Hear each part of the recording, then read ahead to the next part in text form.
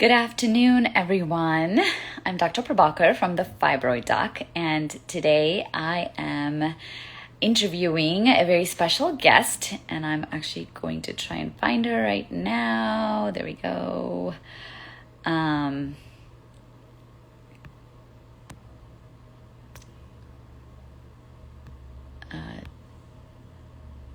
Lifestyle. She's Dr. Sarah Posbos.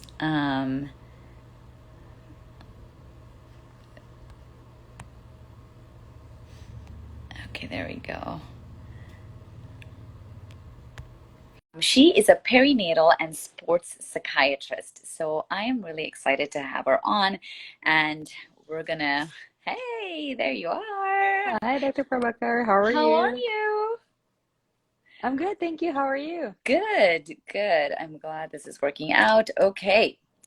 So I was just telling everyone, we're excited to go on together on this live and discuss mental health for busy moms. And so we have Dr. Sarah Posbos, who's a sports psychiatrist and perinatal psychiatrist, and I'm going to let her introduce herself. And am I saying your last name correctly? Please tell me how.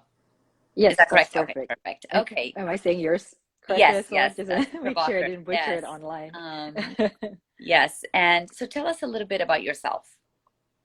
Yeah, absolutely. And thank you again for having me here today. I really appreciate it. Um, hi everyone. My name is Dr. Sarah Posbos. As Dr. Prabhakar mentioned, I'm a perinatal and sports psychiatrist, which just means that I'm a medical doctor who specializes in psychiatry or mental health, and further specialize in perinatal side of things as well as sports side of things. So for the perinatal part, it means that I'm devoted to help moms to be and moms to optimize and balance their life by taking care of their mental health, of course, and also incorporating exercise, nutrition, sleep optimizations, effective stress management, among other sustainable lifestyle techniques through my private practice, which is 100% virtual, where I see women across California. Great. That was so much information. Thank you. And as you said, perinatal means all things around birth and all of the stuff that you said, boy, do we all need it. And actually, whether you're a mom or not, you know, probably all women can use these techniques, but we'll specifically focus on those around birth because there are some special challenges there. So this month is Mental Health Awareness Month, and 1 in 5 adults suffer from a mental health issue. And so this is a very timely topic. We also, as an OBGYN, I'm always hearing about, postpartum depression, and which can be very serious, women taking their lives, young Mhm. moms taking their lives. So this is something that we want to try and prevent, of course. So I'm just so excited that you're doing the work that you are, and looking forward to this conversation. So now, when it comes to mental health, we often discuss depression and anxiety, but what are some other um, issues that you are seeing in either the period before giving birth or immediately after giving birth or even during pregnancy? What are some unique issues that you're seeing in 2022? I think life now is very different than it was 10 years ago, even, or even 3 years ago. So I'd love to hear your insights on that. Yes, 100%. And like you said, it's such an important issue. So I'm really glad you brought that up. So, first and foremost, with the pandemics, a couple of things I think happen, right? First being social media, perhaps, and reliance on social media. Like with anything, it comes with pros and cons. The pros, of course, almost all of the necessary informations is available within our fingertips. So if new moms were to have struggles or concerns regarding, for example, baby sleep, breastfeeding versus pumping versus formula feeding versus all of the above, starting solids, and the list goes on, we can just go to our phones and check out the steps that need to be done. But the cons, I would say, is comparatitis, right? So it's very easy to scroll on our phones and see posts, endless posts from quote unquote the perfect mom. So if you're like me, the listeners out there, you might think in your head, hey, why is this mom look so perfect? Why is there, the kid behaves so perfectly? Why is my life not like that? Why is my kid not behaving like that? Am I not a good enough mom? Why And the is my list life goes on. not perfect? Exactly, essentially, right? And on top of that, the checklist in terms of how to be the quote perfect mom, it's just endless because, for example, for baby sleep, we need to follow A, B, C, X, Y, Z. The list goes on. It's very easy to feel overwhelmed, and with that, it comes burnout may come, and other mental health challenges that you mentioned earlier. During the pandemic as well, and now, as we slowly return to the new normal, a lot of uncertainty, feeling out of control happen, significantly. And that, of course, could contribute to higher rates of anxiety among other mental health challenges too. So those are a couple of things that I noticed to happen, especially within this time period. And like you mentioned, depression and anxiety are very common outside of the perinatal space and as well as within the perinatal space. But other common things include things like burnout, parental burnout, for example, which is very natural in a sense because a lot of these phases in motherhood is a huge life transition, right? And with every transition, of course, comes adjustment and stress that's associated with it as well. Yes. Oh, those are such good points. I'm a mom of three myself, and I know when I was first pregnant with my first one, I was very overwhelmed by all of the things that I thought I had to do. Like, okay, research all the 100 strollers that are out there, probably more, and all the different types of yeah, right, all the different types of bassinets and all the different types of this and that. And I mean, I had to make a spreadsheet of the pros, and I mean, I, and I'm usually not someone who, I'm usually just more spontaneous, but I was like, wow, you want the best for your child. And I think this is Mm-hmm. something that's drilled into our heads, especially moms. Like, you want the best, and which means you've got to do all this research and, try to find the perfect thing. And we all know that doesn't exist. What babies really need, are a lot of love and attention, and that's really enough. We don't have to go through all these materialistic things, but you're right. And I think social media, so many great things about it, but also comparing yourself to others, and oh well, they have that, and maybe I'm doing something wrong here, and just leads to a lot of feelings of inadequacy, I think, Mm-hmm. for a lot of people. um, Now, you had mentioned that you counsel patients on different techniques and tools. Um, I would love for you to share some of those with us, especially in maybe the pre-pregnancy phase, which is a whole, you know, thing in itself, right? There are a lot Mm-hmm. of patients who can get pregnant right away.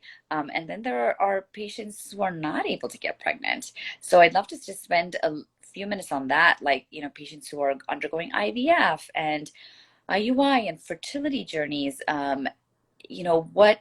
What tips do you have in terms of just mind management for those patients who are not even yet moms and who are having a hard time with that journey? Yes, absolutely. So I have three, if I may. Yeah. The first one, it's related to stress management or how to effectively handle stress.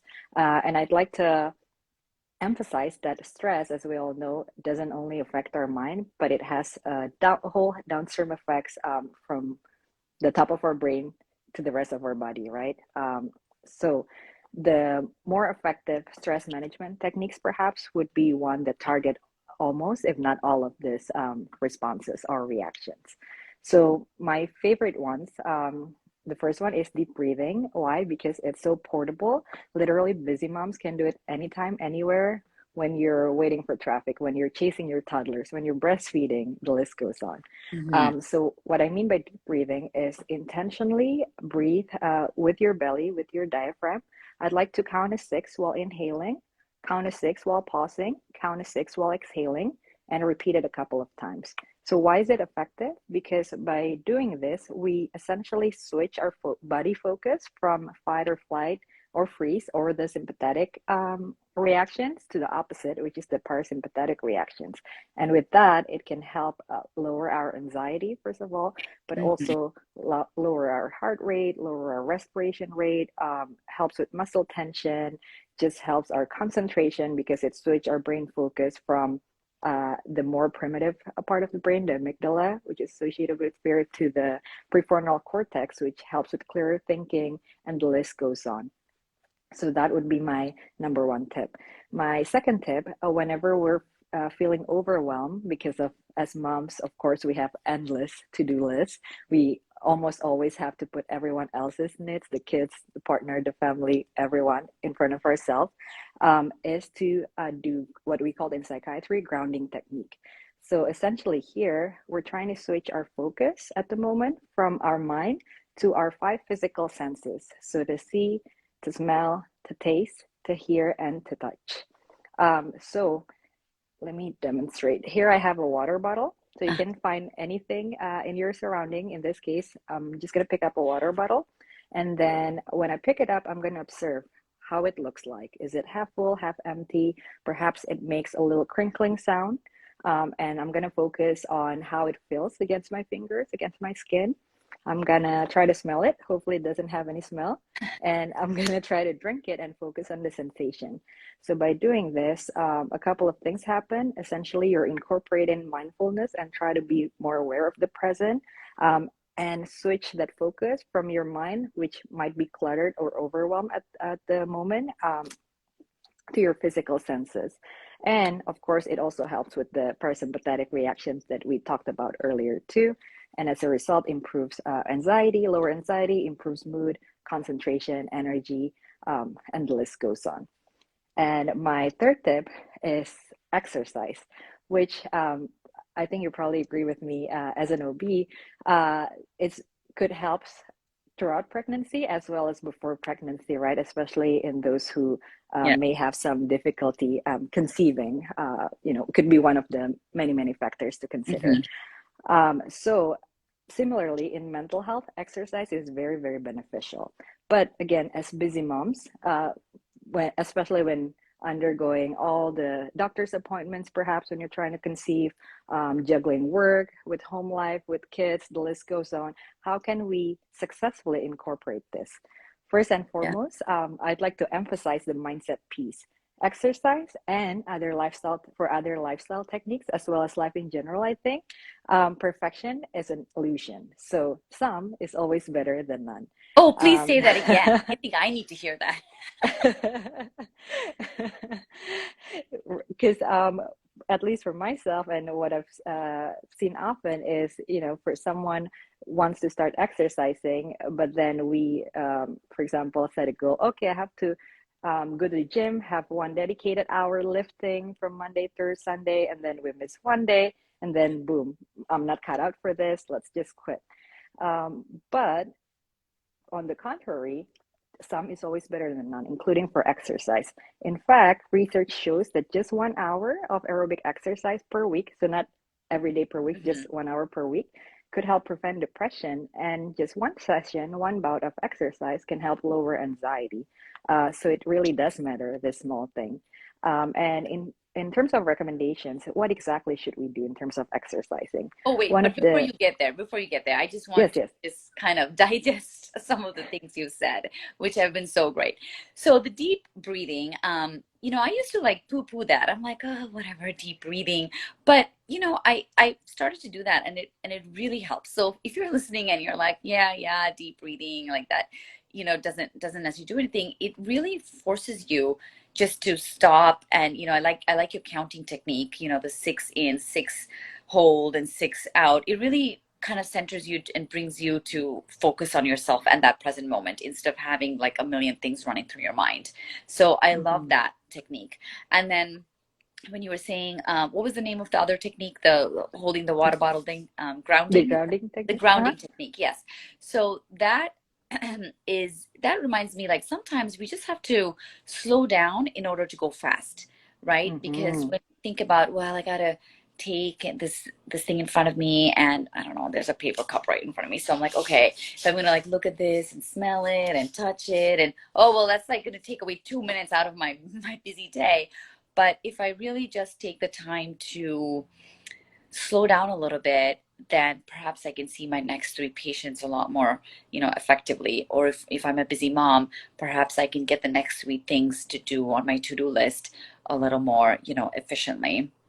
So I just wanted to spend a couple minutes just like talking about those three things. And exercise, as you said, I mean, there's many times that we have the best intentions, we buy the right shoes and the right clothes and all of that, but we never get to it because we think it has to be some perfect 30 minutes a day, 40 minutes a day, which is a recommendation, but something's better than nothing. We can't always make that work, but even if we get 15 minutes, or as you said, add up an hour, in a week, that's still something. It can really help our mental health and our overall health, actually. 100%, 100%. Thank you for bringing those up. I absolutely agree with that.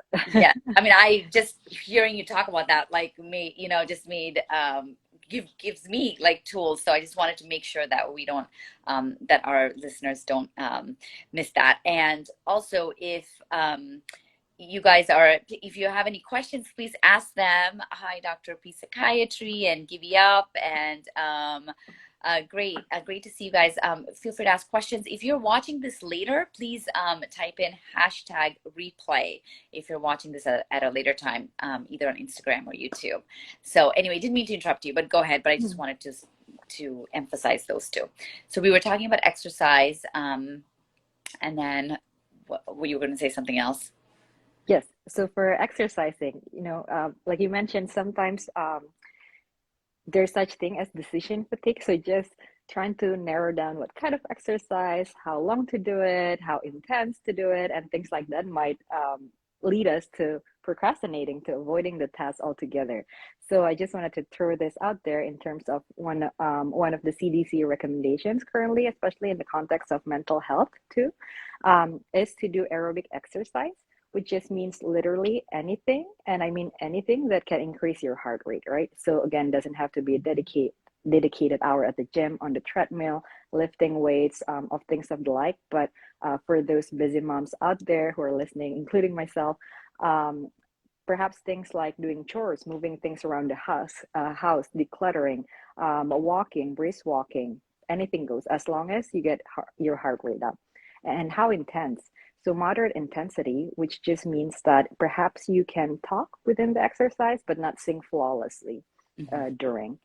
And for how long? 150 minutes per week, which if you break it down, for example, can be about half an hour Monday through Friday, just on work days, for instance. Mm-hmm. Um, that could do tremendous, tremendous things to your mental health, of course, as well as your physical health in the context of perinatal as well. And for me, for example, as a little confession, as a new mom of 202 as of 2 months ago, Yeah. um, I unfortunately don't have the luxury, right, to carve a specific time to do exercising. My schedule is basically dictated by the little guy, by the baby.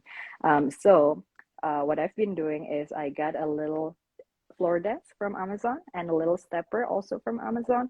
And then I just prop the desk on top of my regular desk, my work desk, and get my steps in while doing some work, perhaps Oh, answering that's good. emails, right? That's And things great. like that. So anything really goes. Or perhaps you could also just prop the baby on the stroller and get an evening walk after a long day at work with your husband, with the puppy if you have one, and just multitask in terms of getting exercise as well as those quality time in together that way. Yeah, no, those are great, like really practical tips. And these things that you just spoke about, whether you're trying to get pregnant, whether you are pregnant, and then there's a whole lot of worry about that, right? Like so many things in pregnancy. Oh my goodness, is this all going to work Mm-hmm. out? Is everything going to be fine? You sometimes you get bad news from ultrasounds, whatever. There's so many things that we have to deal with in those 9 months. And then, of course, comes the really hard work of actually raising the child. So as a new mom, and having to all the things that we have to go through with that, and some of us multiple times, right? So all the things that you talked about are so relevant for really anybody, and you don't even have to be a mom. I mean, you could be a dad, right? And this is still going to work. These are all great techniques that you could share with the loved ones in your life. And I just wanted to touch briefly on sports psychiatry, just because I don't never really heard of that term before, and I would love for you to tell us what that means and what kind of work you do with that. Yeah, great question. So for sports psychiatry, essentially, we're focusing on the mental health of athletes. So it could be aspiring athletes, current athletes, former athletes who are retired, right? Because some of the common concerns that an athlete may have, for example, when they are taking medications, for instance, they might wonder if this medication is going to have some potential side effects that could affect their athletic performance. So let's say if a medication has the potential for someone to gain weight for weight gain, Mm. if they're doing sports such as gymnastics or rowing, when there's weight classes, of course it's going to be detrimental, so to speak, to their sports if they're not aware of this fact. Or on the other hand, some medication, common anxiety medication, for instance, for Panolol, it improves tremor and therefore improves fine motor movement. And because of that, it's considered doping in certain sports, such as shooting or archery, for instance. So, as you can imagine, it would be very, very detrimental for an athlete to take these medications without knowing that fact, which is why I think being a sports psychiatrist could really, really help athletes in that specific type of settings, for instance. That's fascinating. I mean, that makes sense, but I never thought about that. Yeah. And how long does propranolol, by the way, just stay in your system? Like for them to, because they have to probably have to do a test or something, right? Like just to Right, right. Great question. I don't think for propranolol it's a long acting, so long. to speak, so Yeah. it's pretty short. Okay. But for certain sports like shooting or archery that we mentioned, Yeah. it's considered doping indefinitely, meaning not just within competition, Oh, but also outside competition. So those nuances perhaps need to be yeah. considered when Yeah. prescribing. Absolutely. Well, that's so cool. Well, I know I learned a lot. I hope those who are listening and watching learned and got some tips for mental health, on the go for busy moms. Did you have anything else you wanted to share with us on this topic? Yes, so for moms, you know, a lot of us may feel overwhelmed, like we discussed earlier, might feel guilty at times, right? The mom guilt is real, might feel that we got pulled in all sort of different directions all of the time. And it's very, very easy to feel alone, feel lonely during this journey, this long journey. But I'd like to for all of you that listen, I'd like for you to know that, as you mentioned, depression and anxiety are very common, and especially within the context of perinatal too. In fact, baby blues or postpartum blues, which is essentially a mix of strong emotions, strong feelings that typically happen a few days after giving birth, up to 2 weeks traditionally, happens to 80% of us. So that means 4 in 5 moms may experience this. Mm. And on top of that, perinatal mood and anxiety disorders, 20% of us, of moms, so 1 out of 5, may have experience with this. So despite researching everything, preparing for everything, doing everything by the book, step by step, these things are still very common, and it may still happen to a lot of us. So for the listeners, I want you to know that you don't have to suffer alone through this. Help is out there. Yes, your mental health and your well-being is very, very important. And yes, you can feel like your best again. Um, if you're in California and you do need that extra help, that extra push to take your well-being to the next level, feel free to get in touch with me at my website, lifestyletelepsychiatry.com. If you're not in California, I still do offer additional free resources at my website, lifestyletelepsychiatry.com/subscribe. Or either way, you can always get in touch through Instagram too at the same handle, Lifestyle Telepsychiatry. That's perfect. You beat me to it. That was going to be my next question. Where do patients find you, or where do people find you? So that's awesome. And yes, there's a lot of resources, a lot of tips that we just learned, but also really building up that social network is so key. Our mental health is so I guess dynamic. There's a lot that goes into determining mental health. So Mhm. it's kind of what you do for yourself, what your family can do for you, but also friends and extended social network, and having those things in place, especially around pregnancy, but really anytime. I mean, we all need that community and network that can provide support. So Definitely. really awesome. Thank you so much for sharing your information. And you heard it, folks. If you're in California, definitely check Dr. Post out, and otherwise just follow her and check out her free resources as well. Thank you so much for coming on, and really appreciate your expertise, and I hope you have a great day.